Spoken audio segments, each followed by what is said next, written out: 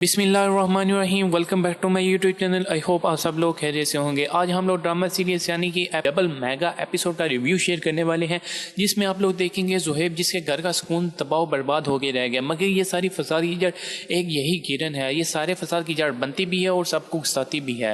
रिजवान के वालदा को एहसास हो गया वो यहाँ पर रिजवान के साथ कभी खुश नहीं रह सकती। उसे यहाँ से मौका मिलते ही चले जाने का मशवरा दिया, क्योंकि वो जान चुकी है वो कितनी अच्छी है और मेरा बेटा ऐसे ही है कि कभी जो कभी सुधर नहीं सकता। मगर नाज़रीन, यहाँ पर किरण और नवाल टेरे के टेरे ही हैं। इधर ज़ुहैब के वाले जो नवाल की हर ख्वाहिश पर हामी भर रहे हैं, ना चाहते हुए भी उसकी मर्जी को मान रहे हैं। मगर ऐसे में जब नवाल के दोस्तों का गेट टुगेदर होता है तो उसी वक्त ज़ुहैब ऑफिस घर वापस आता है तो सबको देख के हक्का बक्का रह जाता है कि यहाँ पे चल क्या रहा होता है।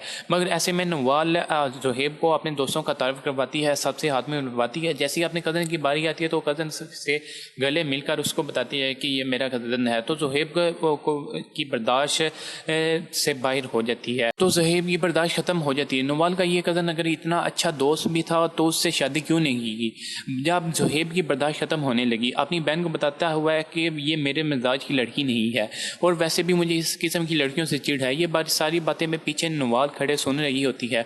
ज़ुहैब एक के बाद दूसरी सच्चाई भी मुँह से निकाल रहा होता है, मगर और नवाल मज़े से खड़े सुन रही होती है। इसी बीच उजाला का जिक्र भी हो जाता है, जिसके बाद नवाल की बर्दाश्त बस इतनी सी होती है। वो कमरे में जाती है, अपना सामान पैक करती है और घर से जाने की करती है। तो सब लोग नीचे बैठ कर उसको से कोई सवाल नहीं होते। तो ज़ुहैब की वालदा से बोलती है, ज़ुहैब को बोल देती कि वो तुम्हें छोड़ आए। तो नवाल ने मुंह से सब कुछ बोलने का मौका मिल गया और वो अब बोलती है कि अपनी बहन के साथ अपने एक्स के आंसू बहा रहा है। अगर वो किसी से प्यार करता है तो मेरी शादी क्यों करवाई, मेरी ज़िंदगी क्यों बर्बाद की, बस तेवर दिखाती यहाँ से जाने की करती। अब ये बात खुल जाने पर सबको बहुत ज़्यादा दुख है और सब भी बहुत ज़्यादा परेशान हैं। मगर यहाँ पे किरण जो है वो तेल डालने का काम बरसों से तो कर रही है, तो उसकी खुशी की कोई इंतहा ना रही और अपनी ज़ुबान को बेकाबू ना रख सकी।